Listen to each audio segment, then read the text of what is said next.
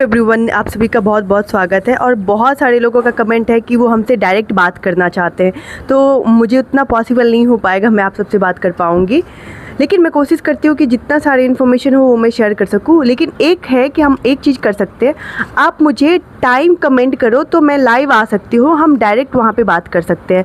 आप ज़रूर अपना कमेंट मेंशन कीजिए कि मैं कितने बजे लाइव आ सकती हूँ। सो मैं एक टाइम फिक्स कर दूँगी लाइव आने के लिए, तो हम उस टाइम पे लाइव आ सकते हैं। सेकेंड थिंग ये है कि हम जो भी आपके साथ शेयर करते हैं वो लाइव एक्सपीरियंस होता है। मैं कोई भी थ्योरिकल बातें नहीं करती हूँ किताब लिखी, जो हमने एक्सपीरियंस किया है, जो लाइव है वही सब चीज़ें शेयर करती हूँ।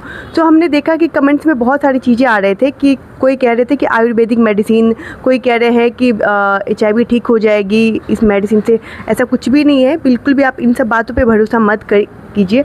जो गवर्नमेंट ART मेडिसिन प्रोवाइड कर रही है ना, वही परफेक्ट है, क्योंकि वो मैं खुद ले रही हूँ। तो आपको उसमें नहीं जाना है कि कौन से से क्योर हो रहा है। क्योर जब आएगा तो डेफिनेटली, अगर आयुर्वेदिक या बाकी झाड़ फूँक से कुछ भी क्योर होता तो गवर्नमेंट उसको अडॉप्ट कर लेती है ना। अगर HIV क्योर होता तो गवर्नमेंट क्यों नहीं अडॉप्ट करती? उनके लिए तो और भी अच्छा था ना कि वो करोड़ों के ऊपर जो मेडिसिन में लगा रहे हैं उनका बच जाता। तो ये आपको समझने की ज़रूरत है। मैं आपको एक WHO का रिसर्च दिखाती हूँ, जो ये डॉक्यूमेंट प्रेजेंट किया गया था 2024 में म्यूनिक जर्मनी में, है ना।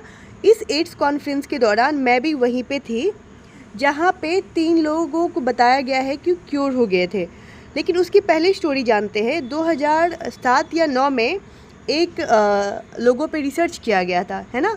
रिसर्च तो हो गई थी, वो बंदा क्योर भी हो गया था, लेकिन जेनेटिकली उनको प्रॉब्लम हो गया था कि माता और पिता नहीं बन सकते थे वो, है ना। और 2009 में आके उसकी डेथ भी हो गई थी इस क्योर के चक्कर में। लेकिन 2023 से जब रिसर्च हुआ तो 2024 में आकर के 3 बंदे क्योर हो गए, लेकिन वो भी इतना सक्सेसफुली नहीं है। क्योर तो हो गए थे लेकिन इतना सक्सेसफुली नहीं है, और सक्सेसफुली भी है तो इसकी जो ट्रीटमेंट की चार्जेस थे वो बहुत ज़्यादा हाई था। $42,000 थे, जो कि अगर हम इंडिया करेंसी की बात करें तो 40 से 45 लाख रुपए है। सो डेफिनेटली ये रिसर्च चल रही है कि क्योर जो ट्रीटमेंट है वो बहुत जल्दी आ सकती है। लेकिन अभी रिसेंट में एक परफेक्ट जो क्योर मेडिसिन है वो इंडिया में अवेलेबल नहीं है, है ना। जो मिडिल क्लास फैमिली है उनके लिए ये चीज़ें आसान नहीं है, इसीलिए आप मेडिसिन लीजिए और एक अच्छी लाइफ जी सकते हैं। ठीक है, अभी हम दूसरी तरफ बात करते हैं लेकर के कि बहुत सारे जो आप लोग कई बार बता रहे हैं कि आप बुखार से सफ़र कर रहे हो, आपका टेस्टिंग हो भी गया है, ट्रीटमेंट चल भी रहा है, तो आपको बार बार बुखार लग रहा है। तो 2 चीज़ें आपको फोकस करनी है। सबसे पहले तो आप पूरी हेल्थ चेकअप करवा लो कि आपको क्या रीज़न है। हो सकता है STI की वजह से भी आ रहा हो। आपको TB जांच ज़रूर करवानी चाहिए।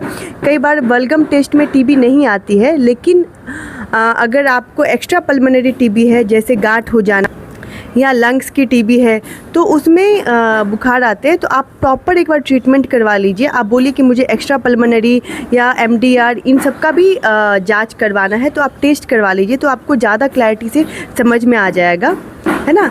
तीसरी चीज़ ये है कि शादी के लिए मुझे आप अपना पूरा डिटेल भेजिए, है ना। और पटना में हम लोग शादी का एक पूरा मीटिंग करने जा रहे हैं, जहाँ पे अलग अलग डिस्ट्रिक्ट से यूथ आ रहे हैं शादी के लिए, लड़के और लड़कियां। तो 2 तारीख को है होटल गोल्डन पाम में। आप जो भी अगर बिहार से देख रहे हैं तो होटल गोल्डन पाम पटना में ये हम अरेंज मैरिज का एक मैरिज नहीं करवा रहे, सिर्फ मिलाने जा रहे हैं। तो आपको कहीं भी है तो आप आ सकते हैं।